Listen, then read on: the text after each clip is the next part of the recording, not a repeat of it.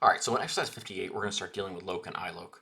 Loc and iloc are basically ways of accessing data within the data frame where we can either identify, like, are we doing the implied location, which is like numbered 0, 1, 2, 3, 4, 5, like a traditional indexing, or loc where we are using like the assigned labels in order to access things.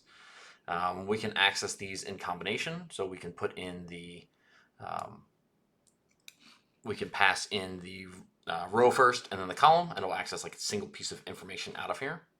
Yeah, and we can also kind of like things in here. We can do some fancy indexing to get multiple things out of here. We could do some masking in here. A lot of different ways that we could do this. We could do masking.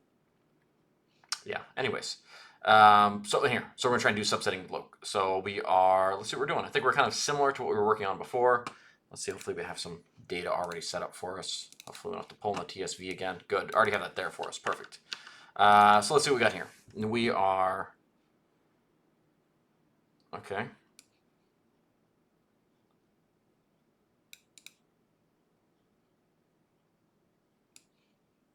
So we are going to look for this set of information. Okay, so we're going to try and get this range of information.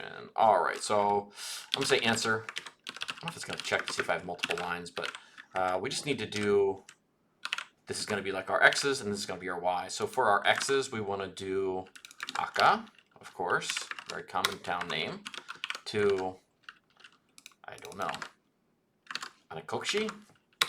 Probably not. So this is going to be our kind of rows. We're doing okay so far. I think this should be good.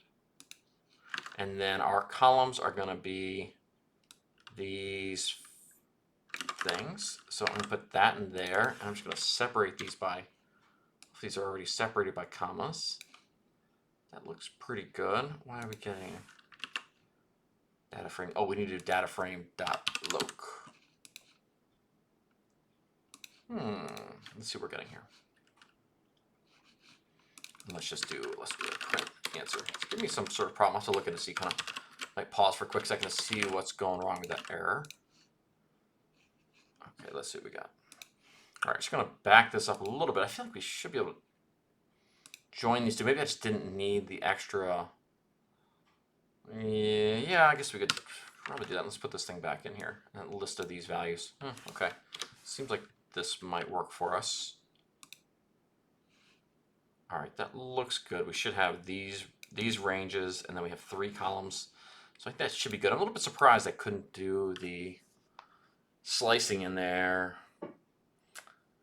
I guess that makes sense. I guess that's kind of an unnecessary set of brackets on here. So they're not really making a list out of those things. Yeah, I don't know. I thought that would work, but this seems like it worked just fine, not having the brackets in there.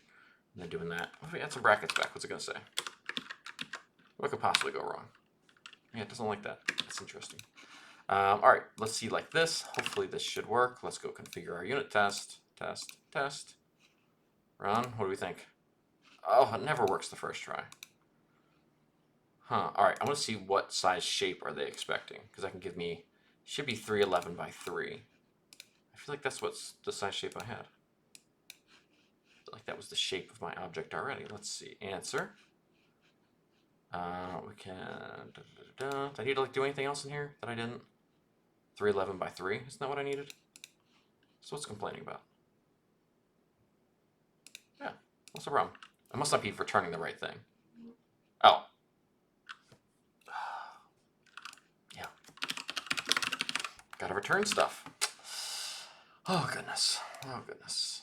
Boom. Never. I could have gotten everything right in the first try. That never happens. So disappointing.